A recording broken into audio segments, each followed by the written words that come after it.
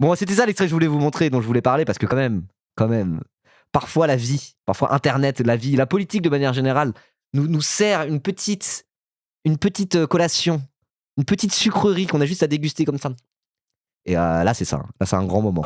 Vas-y, on fait genre. Donc là, c'est le loco de Frontières. Ça s'apprête à reprendre le direct de Frontières. On est en direct. Ils étaient en direct sur Frontières. Ils ne savaient pas que le micro était resté allumé. Fin de carrière pour Frontières ? Je lis. Quoi ? C'est de l'IA ? Ah non, ok, d'accord. Les droits disent que c'est de l'IA. C'est pas de l'IA, a priori. Vas-y, on fait genre, je lis. On fait genre, ouais. Ok. Il se prépare.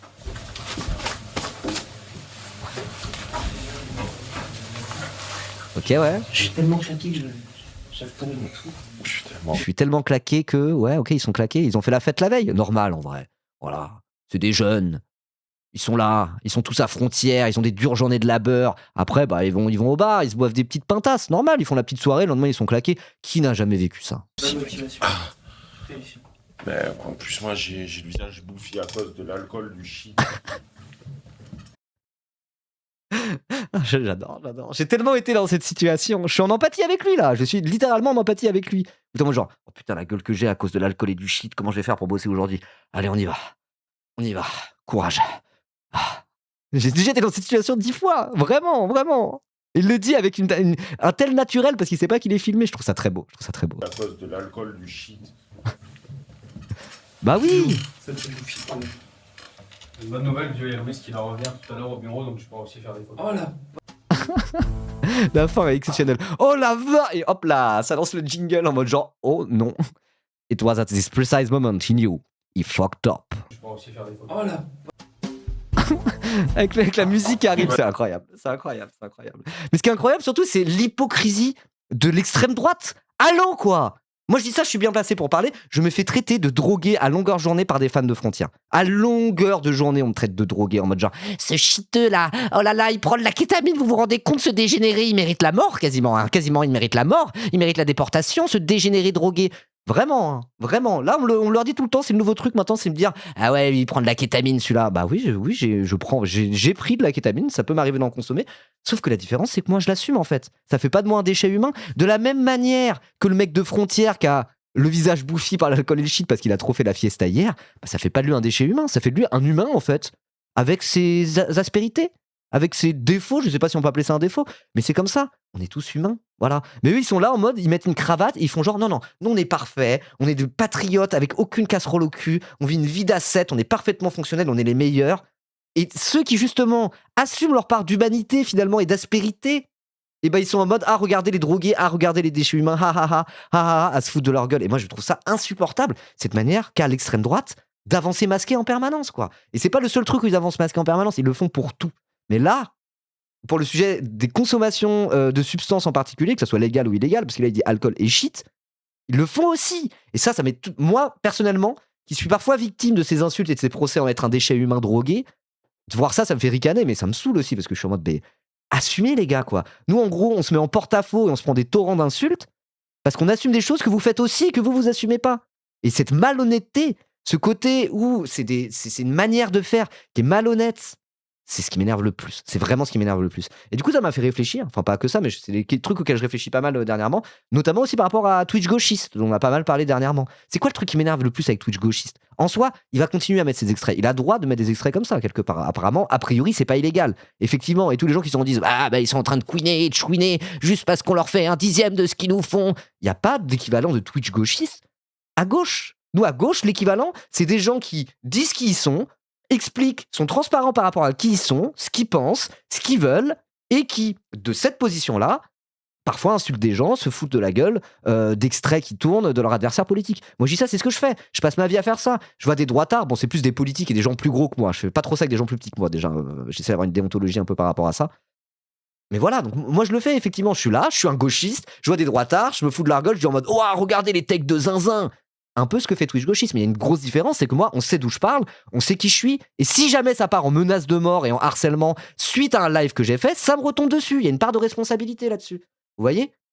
De la même manière que, je sais pas, même un psychodélique qui a le contenu le pire de la Terre, il y a un côté où si suite à une vidéo précise de psychodélique, il y a quelqu'un qui se prend 10 menaces de mort, et ben il est responsable de sa communauté à un moment donné. Avec Twitch gauchiste, le fait d'avancer masqué en se faisant passer pour un truc neutre et factuel, il n'y a pas de responsabilité. C'est en mode, l'extra apparaît et c'est open bar, tout le monde peut aller harceler parce qu'ils se disent pas, ah bah ce streamer, ce créateur de contenu va prendre cher derrière si sa commu harcèle et menace de mort.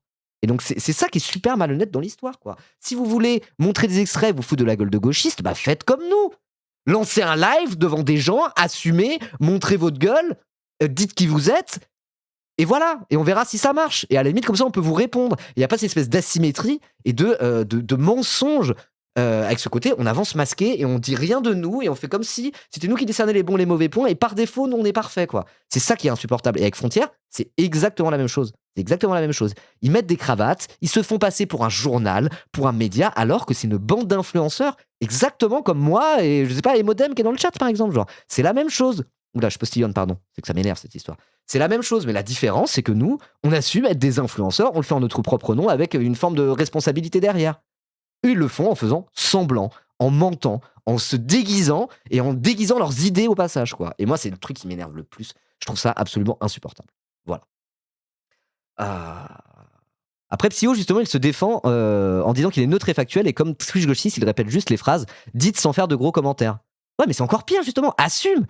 Psychodélique, il devrait assumer. Il devrait dire, bah, moi, je suis de droite radicale, je vote pour ci et ça, voilà, c'est ça mes idées, et c'est dans une optique d'engagement politique que je réponds à ces gauchistes et que je critique leur position. S'il faisait ça serait déjà 10 fois plus sincère. Thaïs, c'est bien du coup. Bah, Thaïs, c'est un peu plus sincère, mais c'est que c'est une influenceuse et elle assume le fait d'être une influenceuse. Et Thaïs, moi, je la méprise, mais je la méprise pour les idées qu'elle véhicule. Je la méprise pour le discours qu'elle a. Je la méprise pas, même pas pour ses méthodes en soi, quoi. Thaïs, elle crée du discours, vous voyez. C'est nul à chier, c'est un discours que je déteste. Mais voilà, elle fait des vidéos en mode de, oh là, je vais dire ce que je pense des féministes. Ok, je peux rien dire contre ça, à part je ne suis pas d'accord. Vous voyez, il n'y a pas un truc dans la méthode qui est profondément malhonnête et qui crée des effets néfastes, quoi. Parce que comme je dis, quand on avance masqué, qu'on fait semblant d'être neutre et qu'on essaie de se dédouaner de toute responsabilité en disant non, mais moi je ne dis pas ça pour mon camp politique, je n'ai pas de camp politique, je suis neutre et factuel, vous savez même pas qui je suis, et bah ça favorise énormément le harcèlement parce qu'il n'y a aucune responsabilité de personne derrière. De personne. Voilà. Et je suis sûr que si Twitch gauchiste c'était un mec, un streamer, qui faisait exactement pareil, mais c'était juste un streamer, avec une commu, etc., ça créerait beaucoup moins de harcèlement, parce que les gens ne se diraient pas c'est open bar pour aller insulter et menacer de mort, surtout, des gens en message privé. Là, ils se disent, ok, l'info est tombée, du coup, je vais aller le faire. Mais ils se disent pas, derrière, ça va retomber sur l'influenceur que j'aime bien, quoi. Voilà. On n'a pas un compte dédié uniquement à dire des gauchistes, quel est le mec du moment harcelé à l'extrême droite. Ouais, voilà, et nous, on n'a pas d'équivalent à gauche. Après, il y a des moments, voilà. Enfin, je veux dire, Frontières. Quand il y a une dinguerie qui vient de Frontières, il y a 5 streamers différents quand on parle. Il y a Stranogo, c'est le mec qui a fait qui a mis l'extrait sur Twitter. Stranogo qu'on salue, shout out Stranogo.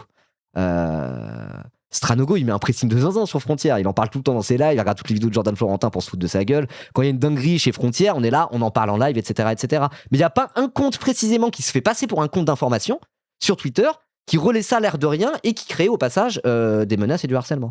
Je veux dire, il y a un côté où c'est la bataille culturelle. On n'empêchera pas des pages comme Twitch gauchiste, on n'empêchera pas nos propos d'être utilisés pour nous insulter et dire regardez, c'est dégénéré. C'est normal. Et quelque part, il y a presque une symétrie à ce niveau-là, au sens où moi je fais ça tout le temps. Je regarde l'extrême droite et je dis regardez les zinzins que c'est.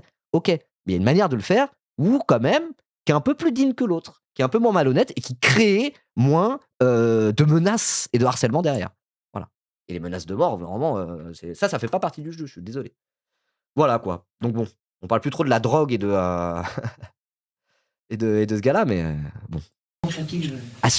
Assumez la droite, assumez 5 minutes. Nous on assume, nous on a des débats en mode oh Staline au final, voilà. Nous on a ces débats-là. On a ces débats-là malgré les millions de morts. Moi, j'aimerais qu'à droite, ils aient un débat ouvertement sur Twitter. Il y ait des hitlériens et des anti-hitlériens qui se foutent sur la gueule en mode genre, oh là, c'est bon, vous forcez avec Hitler, c'est bon. Et que les autres, ils sont en mode genre, oh là là, oh la nouvelle extrême droite qui cherche la respectabilité, nanani nanana. J'aimerais qu'ils aient ces débats-là parce qu'il y aurait une sincérité qu'ils n'ont pas là à l'heure actuelle. Et ça leur permettrait d'éviter d'avancer masqués. Et peut-être qu'au final, ça ferait qu'il y a plein de gens qui se rendent compte de ce qu'ils sont réellement, quoi. Donc voilà, on joue pas à R-Mégal face à eux pour une simple et bonne raison, c'est que nous, on a la sincérité, on a la vérité de notre côté. Et eux, ils ont rien, ils n'ont que le mensonge et la deception. Voilà. Moi aussi. Mais en plus, moi, j'ai le visage bouffi à cause de l'alcool. Voilà. Je disais, il y a une symétrie. Moi aussi, j'ai le visage bouffi à cause de l'alcool et du shit. Moi aussi. Et moi, pourtant, je me comporte pas comme vous. Moi, je fais pas semblant. Ah. Est-ce qu'on peut vraiment dissocier leurs idées de leurs méthodes? Bah ouais, je pense pas, justement. Effectivement, hein, il y avait socialistes dans le Parti national socialiste alors qu'ils ont déporté des socialistes, quoi. Évidemment, effectivement. C'est un peu aussi le propre de l'extrême droite d'avancer masqué. Il y a peut-être que, il y a peut-être que dans les moments où il n'y a pas de possibilité d'accession au pouvoir que là, ils sont le plus sincères. Et dès que ça commence à prendre, hop là, ça devient du mensonge et du mensonge. En même temps, l'idéologie d'extrême droite ne prend pas la réalité telle qu'elle. Elle fait fi des sciences sociales, par exemple. Elle est en mode genre la sociologie, c'est de la merde, c'est un truc de gauchiste. Juste parce que ça décrit des choses qu'ils n'arrivent pas à penser. Juste parce que ça dégrossit leur manière de voir les choses, quoi. Je parle pas de toute la droite. Il y a une certaine droite qui existe, qui a une vision du monde qui est legit, qui est pas la mienne, mais qui est pourquoi pas. Je pense qu'ils se trompent, mais il y a une certaine cohérence derrière. Il y a un prisme de lecture qui tient, qui fonctionne à peu près. Mais l'extrême droite, non. L'extrême droite, non. C'est pas leur cas. L'extrême droite, ils font fi des réalités du monde. Ils ont une idée d'un monde qu'il aimerait tel qu'il existe. Ils essayent de l'appliquer par la force, par la coercition et par le mensonge. Mais comme c'est pas la vérité, bah, ils sont obligés de mentir, effectivement. Et comme ils sont obligés de mentir, dans leur méthode, ils sont obligés d'être pernicieux comme ça, vicelards finalement. Donc oui, je suis assez d'accord avec ça. C'est vrai. Très bonne remarque, Noam1805. N'hésitez pas à offrir un sub à Noam1805.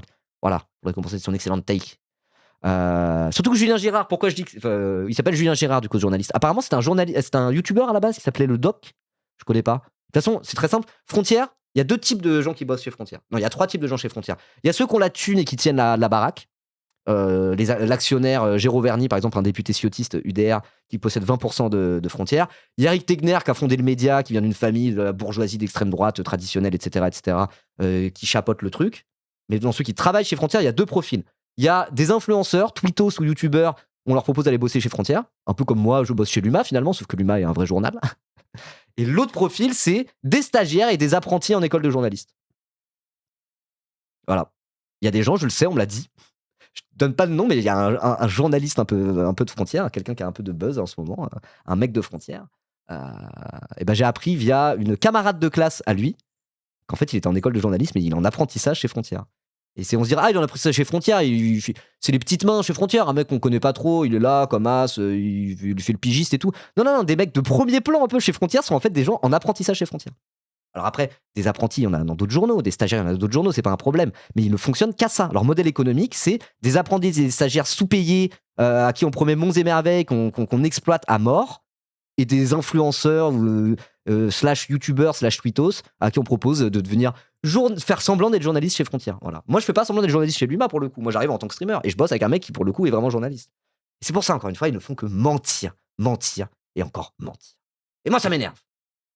Et ça me fait un peu rire aussi. Parce que le Julien Girard, là, celui qui a le visage bouffé par le shit, regardez ce qu'il disait il y a quelques jours. En 2024, suite à l'affaire Kerbra. Donc, Andy Kerbra, c'est un député de la France Insoumise qui a des problèmes d'addiction, qui avait un truc avec la 3MMC, où on avait acheté un mec qui s'était fait choper dans la rue, acheter de la 3MMC. Du coup, il est vraiment parti faire une désintox et tout. Force à Andy Kerbra, genre il a pris extrêmement cher quand ça s'est passé. Il s'est pris des torrents de toxicophobie, il s'est fait traiter de sale déchet, vraiment d'une manière qui était déshumanisante au possible.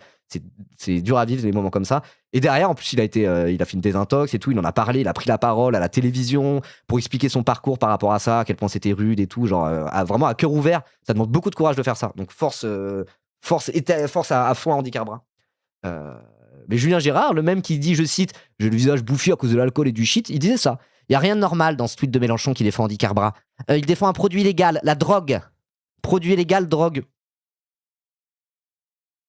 Bah, Julien Gérard, toi aussi tu consommes des produits illégaux, de la drogue, et tu sais quoi? En soi, c'est pas grave. Fumer du shit, ça va. Combien de Français ont déjà fumé du shit en soirée avec leurs potes? Ça va. T'en fais un peu des tonnes pour quelqu'un qui consomme lui-même. Non? L'achat de drogue a un impact néfaste sur la société. Ah ouais, il sortit d'où le shit que t'as fumé, Julien Gérard? Il sortait peut-être du même endroit que celui que je fume moi. Et une différence, c'est que moi j'assume. Et que le problème, c'est pas le consommateur, le problème, c'est le narcotrafic et c'est les logiques mafieuses pour le trafic de drogue. Et c'est pour ça, moi je prends de la drogue, ok, mais j'ai une position cohérente, je suis pour la légalisation du cannabis, je suis pour la dépénalisation de toutes les drogues, un peu comme ce qu'ils ont fait au Portugal, voire même on pourrait aller plus loin dans une société un peu idéale. Moi j'ai un discours sur la drogue qui suit ma propre consommation, vous voyez? Ouais, je prends de la drogue, mais en même temps d'un côté, je suis pour la dépénalisation et la légalisation, donc c'est pas incohérent. Donc c'est même personnes qui sont en mode, c'est illégal la drogue, à cause des consommateurs, le narcotrafic explose, eux-mêmes en consomment, genre c'est pathétique. C'est pathétique. Donc bon, tout ça pour dire, we are not the same. We are not the same way. Apologie de la drogue, exactement. Apologie de la drogue, hein, selon Twitch gauchiste, qui n'existe pas. Hein. Apologie 2, c'est un terme. Je ne sais pas c'est ce un que terme, c'est comment que ça super s'appelle profit. C'est quoi le mot Un terme légal, quoi. Un terme juridique. Enfin, apologie du meurtre, apologie de la violence, apologie de la drogue. On peut être jugé pour apologie de la drogue? Je sais pas. Puis en plus, moi, ce que je comprends pas avec ces gens-là, c'est qu'ils écoutent de la musique. Ils savent qu'il y a un mec comme Snoop Dogg qui existe. Snoop Dogg, pendant 30 ans de carrière, on l'a vu s'éclater des énormes pétards. Est-ce que la police est arrivée chez lui pour perquisitionner Snoop Dogg? Il y a des mecs qui me commandent des trucs en mode genre, il faut envoyer la police nationale chez lui parce que je fume des joints. Enfin, genre, mais ces gens-là ne comprennent pas comment fonctionne le monde, en fait, quoi. Il y a des trucs qui sont un peu dans la zone grise de la légalité et que les policiers, c'est les premiers à savoir qu'il y a plein de gens qui consomment du cannabis. Et bon, quand ils travaillent, ils vont aller contrôler des gens pour faire leur truc de contrôle social. Et ils sont bien contents que la drogue, ça soit illégal et que le cannabis soit illégal pour pouvoir aller suspecter de deal tous les Arabes et les Noirs de France. Mais à côté de ça, ils savent très bien qu'il y a énormément de gens qui fument du shit chez eux et qui peuvent pas l'arrêter et qui vont rien faire pour l'arrêter et qui s'en foutent en vrai. Ils s'en foutent. Les droitards sont bien moins, comment dire, pour le sujet de la drogue, les droitards sont bien moins coincés, entre guillemets, c'est pas ça le mot que je cherche, mais qu'ils le disent publiquement. C'est évident, quoi. Donc c'est voilà. Snoop est noir, après ça les étonne pas. Ouais, c'est peut-être ça aussi. Ça aussi, quoi. Enfin bon, voilà, je voulais vous parler de ça, quoi. Je voulais vous parler de ça parce que la drogue, c'est un sujet, moi, vous savez, j'en parle assez régulièrement. Et puis l'hypocrisie de l'extrême droite comme ça, moi, c'est vraiment un truc c'est un des trucs qui m'énerve le plus là-dedans. Enfin, qui m'énerve le plus. C'est pas ce qu'il y a de pire. Hein. Le pire, c'est leur racisme, leur nationalisme et leur idéologie en soi, quoi. Mais leur côté, on avance masqué, on est hypocrite, on ne dit jamais la vérité et on fait genre tout le temps. C'est un truc, ça m'insupporte, quoi. Voilà. Comme l'anti-intellectualisme aussi de l'extrême droite, c'est l'autre truc qui m'insupporte. Et les deux se rejoignent au final. Voilà. Parce que si tu veux faire preuve d'intelligence à un moment donné dans la vie, juste avoir un discours de dire la drogue c'est mal car c'est illégal, vous êtes des dégénérés, c'est pas intelligent en fait. Si tu veux avoir un discours intelligent par rapport à la drogue, même en étant anti-drogue par ailleurs, tu peux au moins te permettre d'avoir des conversations là-dessus comme des adultes, quoi. Pas comme des gros bébés cadomes qui sont en mode genre regardez, il a fumé un joint, madame. Voilà, c'est ça l'idéologie de l'extrême droite. Au lieu d'essayer de parler entre adultes, ils sont en mode regardez, c'est des vilains immigrés. Regardez, madame, il a fumé un joint. Et c'est insupportable. L'extrême droite est une insulte à l'intelligence humaine. Voilà.